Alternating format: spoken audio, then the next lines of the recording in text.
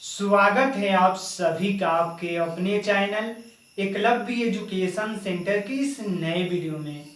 दोस्तों, आज की इस वीडियो में हम यह जानने का प्रयास करेंगे कि नवंबर के महीने में गेहूं की खेती करने का सही रणनीति क्या है, और इसके साथ साथ यह भी जानने का प्रयास करेंगे कि गेहूं की खेती करने के लिए हम कौन सी हाइब्रिड वेराइटी का चयन करें जो हमें ज़्यादा से ज़्यादा लाभ देने में सक्षम हो सकती है। और इसके साथ साथ यह भी जान लेंगे कि हम अपने गेहूं की फसल में कौन कौन से खादों का प्रयोग करें, कौन कौन से दवाओं का स्प्रे करें, जिससे जो हमारा गेहूं का फसल है वह जल्दी से ग्रोथ कर सके और उसमें ज़्यादा से ज़्यादा फूल और फल लगने की संभावनाएं बढ़ सके। तो चलिए इस बेहद ही महत्वपूर्ण वीडियो की शुरुआत करते हैं। जैसा कि आप जानते हैं कि गेहूं एक ऐसी फसल है जिसकी खेती करके निश्चित तौर पर हम कम समय में कम लागत में ज़्यादा से ज़्यादा लाभ प्राप्त करने में सफल हो सकते हैं। लेकिन अपने गेहूं की फसल से ज़्यादा लाभ प्राप्त करने में सफल तभी हो पाएंगे जब हम सही रणनीति के साथ सही टेक्निक का प्रयोग करके गेहूं की फसल को उगाएंगे। और सही रणनीति यही है कि सबसे पहले हमें अच्छे तरीकों से एक बार हाइब्रिड वेराइटी का चयन कर लेना होगा। यानी कुछ हम हाइब्रिड वेराइटी की कल्पनाएं करेंगे। अगर उनमें से किसी एक का चयन करके और निश्चित तौर पर गेहूं की फसल को उगाते हैं तो हमें पूरा भरोसा है कि आप अपने गेहूं की फसल से कम लागत में कम समय में ज़्यादा से ज़्यादा लाभ प्राप्त करने में सफल हो सकते हैं। तो गेहूं की खेती करने के लिए सबसे उन्नत किस्म का हाइब्रिड वेराइटी है वह है श्रीराम प्राइवेट लिमिटेड कंपनी का सुपर 303। और यह गेहूं की खेती करने के लिए बेहद उन्नत किस्म का हाइब्रिड वेराइटी है और इसकी खेती लगभग सभी प्रकार के मिट्टी में किया जा सकता है। और उसी क्रम में आगे की ओर बढ़ते हैं और अगले हाइब्रिड वेराइटी की जब कल्पनाएं करते हैं तो निश्चित तौर पर श्रीराम प्राइवेट लिमिटेड कंपनी का ही सुपर 111 ये फोन हाइब्रिड वेराइटी है और इसकी भी चयन करके निश्चित तौर पर हम अपनी गेहूं की फसल से कम लागत में ज़्यादा से ज़्यादा लाभ प्राप्त करने में सफल हो सकते हैं। और अगला है VNR का 601, यानी VNR 601 भी गेहूं की खेती करने के लिए बेहद उन्नत किस्म का हाइब्रिड वेराइटी है। और उसी क्रम में आगे की ओर बढ़ते हैं और अगले हाइब्रिड वेराइटी की जब कल्पनाएं होती है तो निश्चित तौर पर अगला जो हाइब्रिड वेराइटी है वह है HD 3226। और HD 3226 के चयन करते हैं और गेहूं की फसल को उगाते हैं इस नवंबर के महीने में तो हमें पूरा भरोसा है कि आप अपने गेहूं की फसल से कम लागत में ज़्यादा से ज़्यादा लाभ प्राप्त करने में सफल हो सकते हैं। लेकिन हमें यह भी ध्यान में रखना होगा कि केवल अच्छे तरीकों से हाइब्रिड वेराइटी के चयन कर लेने से ही हम अपने गेहूं की फसल से ज़्यादा लाभ प्राप्त करने में सफल नहीं हो पाएंगे।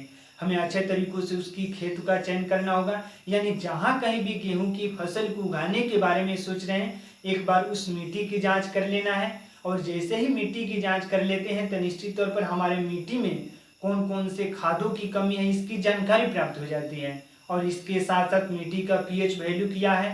अगर इन तमाम जानकारियों को अगर एक साथ इकट्ठा करके उन पर अगर विशेष चर्चाएं करते हैं तो निश्चित तौर पर हम अपनी गेहूं की फसल से कम लागत में ज़्यादा से ज़्यादा लाभ प्राप्त करने में सफल हो सकते हैं। क्योंकि जैसे ही मिट्टी की जांच कर लेते हैं तो हमारे मिट्टी में कौन कौन से खादों की कमी है इसकी जानकारी प्राप्त हो जाती है। जैसे मान लीजिए अगर आपकी मिट्टी में कैल्शियम की कमी है तो उसको हम आसानी से पूर्ति कर सकते हैं। अगर मालूम हो जाएगा तभी हम पूर्ति कर पाएंगे।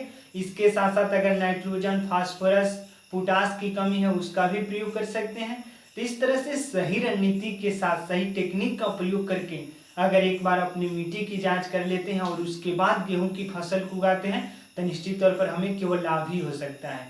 और इसके साथ साथ यह भी ध्यान में रखना होगा कि जहां कहीं भी गेहूं की फसल को उगाने के बारे में सोच रहे हैं एक बार उस मिट्टी में अगर सड़े हुए गोबर का खाद प्रयोग कर देते हैं तो निश्चित तौर पर सड़े हुए गोबर के खाद में लगभग सभी प्रकार के न्यूट्रिएंट पाए जाते हैं। यानी हम उसको पोषक तत्व भी कह सकते हैं। जैसे सड़े हुए गोबर के खाद में नाइट्रोजन फास्फोरस जाइम जिंक बोरान जैसे 6 प्रकार के लगभग एलिमेंट पाए जाते हैं। और निश्चित तौर पर अगर एक ही खाद में अगर 6 प्रकार के एलिमेंट मिल जाते हैं तो हम अपने गेहूं की फसल में लागत को भी कम कर सकते हैं। क्योंकि जैसे ही बाजारों में जाते हैं अगर NPK खरीदते हैं यानी नाइट्रोजन फास्फोरस और पोटास का एक ही साथ अगर प्रयोग करना चाहते हैं तो निश्चित तौर पर NPK खाद आता है उसका प्रयोग करना होता है। अगर सड़े हुए गोबर का खाद प्रयोग कर देते हैं तो हमें NPK का प्रयोग करने की जरूरत ही नहीं पड़ेगी। और नाइट्रोजन के लिए हम यूरिया का प्रयोग करते हैं क्योंकि यूरिया में लगभग 46% नाइट्रोजन की मात्रा होती है। तो इस तरह से इन खादों से बचने के लिए निश्चित तौर पर अगर सड़े हुए गोबर का खाद प्रयोग कर देते हैं अपने गेहूं की फसल को उगाने से पहले, तो हमें केवल लाभ ही हो सकता है। उसी क्रम में आगे की ओर बढ़ते हैं और जैसे ही गेहूं का फसल लगभग 20 से 25 दिनों का होता है तो उसमें एक समस्या उत्पन्न हो जाती है, यानी खरपतवार काफी हो जाते हैं और जिससे जो हमारे गेहूं का पौधा उसका ग्रोथ रुक जाता है। और इन खरपतवारों का नियंत्रण करना हमारे लिए बेहद ही जरूरी है, क्योंकि अगर सही रणनीति के साथ सही समय पर और सही टेक्निक का प्रयोग करके अगर इन खरपतवारों का नियंत्रण नहीं करते हैं तो हमारा गेहूं का जो पौधा है वह ग्रोथ नहीं कर पाएगा। और कोई भी पौधा अगर सही समय पर ग्रोथ नहीं कर रहा है तो निश्चित तौर पर वह लाभ नहीं दे पाएगा। तो इस तरह से खरपतवारों के नियंत्रण के लिए एक ग्लाइसेल आता है, मन यानी हर्बिसाइड्स भी बोला जाता है इसको। तो ग्लाइसेल का प्रयोग निश्चित तौर पर अगर कर देंगे गेहूं की बुआई के 20 दिन बाद, तो हमें जितने भी हमारे गेहूं की फसल में खरपतवार होंगे यानी चौड़ी पत्ती वाली जितने भी घास होंगी वह पूरी तरीकों से साफ हो जाएंगी, क्योंकि ग्लाइसेल का प्रयोग हमें 8 से 10 मिलीलीटर प्रति लीटर के हिसाब से करना है, यानी 8 से 10 ml प्रति लीटर के हिसाब से हमें ग्लाइसेल को लेना है। और ग्लाइसेल एक हर्बिसाइड्स के रूप में कार्य करता है और इसके साथ साथ केवल अगर ग्लाइसेल का प्रयोग करते हैं तो वह चौड़ी पत्ती वाली घासों को थोड़ा सा देरी से उसको नियंत्रण करता है, लेकिन जैसे उसमें अगर नमक को मिला देते हैं तो निश्चित तौर पर वह जल्दी से खरपतवारों को नियंत्रण कर देता है। तो इस तरह से ग्लाइसेल में हमें नमक मिलाना है, यानी 8 से 10 ml प्रति लीटर के हिसाब से अगर ग्लाइसेल को मिला रहे हैं तो हमें 2 से 2.5 यानी 200 से 250 ग्राम प्रति लीटर के हिसाब से हमें नमक को भी प्रयोग करना है। यानी अगर सही रणनीति के साथ सही टेक्निक का प्रयोग करके अगर नमक और ग्लाइसेल का प्रयोग अगर कर देते हैं अपने खरपतवारों के नियंत्रण के लिए गेहूं की फसल में, तो हमें पूरा भरोसा है कि अगर एक बार प्रयोग कर देते हैं तो आपकी गेहूं की फसल में निश्चित तौर पर अगले कई दिनों तक आपके गेहूं की फसल में खरपतवार नहीं उग पाएंगे। तो इस तरह से सही रणनीति यही है गेहूं की फसल को उगाने के लिए कि पहले हमें अच्छे तरीकों से एक बार हाइब्रिड वेराइटी का चयन कर लेना है और हाइब्रिड वेराइटी के चयन करने के बाद हमें अपनी मिट्टी की जांच कर लेना है, उसमें पीएच वैल्यू भी शामिल है, यानी पीएच वैल्यू को भी जांच कर लेना है। और इसके साथ साथ अगर इन तमाम जांचों को कर लेते हैं और उसके बाद खादों का प्रयोग कर देते हैं, लेकिन हमें जब खरपतवार के नियंत्रण की जब चर्चाएं होती है यानी जब खरपतवार नियंत्रण करना होगा तो निश्चित तौर पर हम ग्लाइसेल प्लस नमक का प्रयोग करना होगा, यानी ग्लाइसेल और नमक को एक साथ घोल बनाकर यानी 8 से 10 ml प्रति लीटर के हिसाब से ग्लाइसेल और 200 से 250 ग्राम नमक का प्रयोग करना है प्रति लीटर के हिसाब से। अगर ज़्यादा नमक का प्रयोग हम इसलिए बता रहे हैं 200 से 250, क्योंकि ज़्यादा नमक का प्रयोग करते हैं तो निश्चित तौर पर जो भी घास होंगे वो पूरी तरीकों से खत्म हो जाएंगे। अगर कम नमक का प्रयोग करते हैं तो थोड़ा सा समय लग सकता है।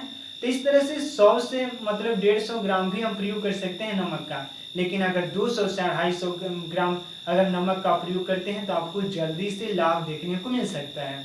तो इस तरह से सही रणनीति के साथ ग्लाइसेल प्लस नमक का प्रयोग करना है और जैसे ही इनका प्रयोग कर देते हैं तो हमारा जो गेहूं का पौधा है वह जल्दी से ग्रोथ करने लगता है और जल्दी से ग्रोथ करेगा तो निश्चित तौर पर उसके बाद जितने भी हमारे गेहूं की फसल में खरपतवार होंगे वह गेहूं को किसी प्रकार से प्रभावित नहीं कर पाएंगे।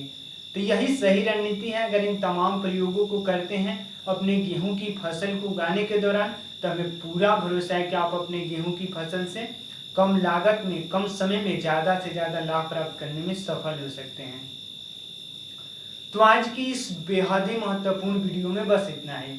अगर आप हमारे चैनल के साथ नए जुड़े हैं और वीडियो अच्छा लग रहा है, कुछ सीख पा रहे हैं इस वीडियो के माध्यम से, तो हमारे चैनल को कर दीजिए सब्सक्राइब, ताकि हमारे द्वारा अपलोड किया गया हर वीडियो आपके पास सबसे पहले पहुंच जाए और हम तथा हमारी टीम भी उत्साहित महसूस करें कि आपकी गेहूं की खेती करने की सही रणनीति में हम थोड़ा सा भी सहयोग करने में सफल हो रहे हैं। तो हमें दीजिए इजाजत। धन्यवाद। Thank you.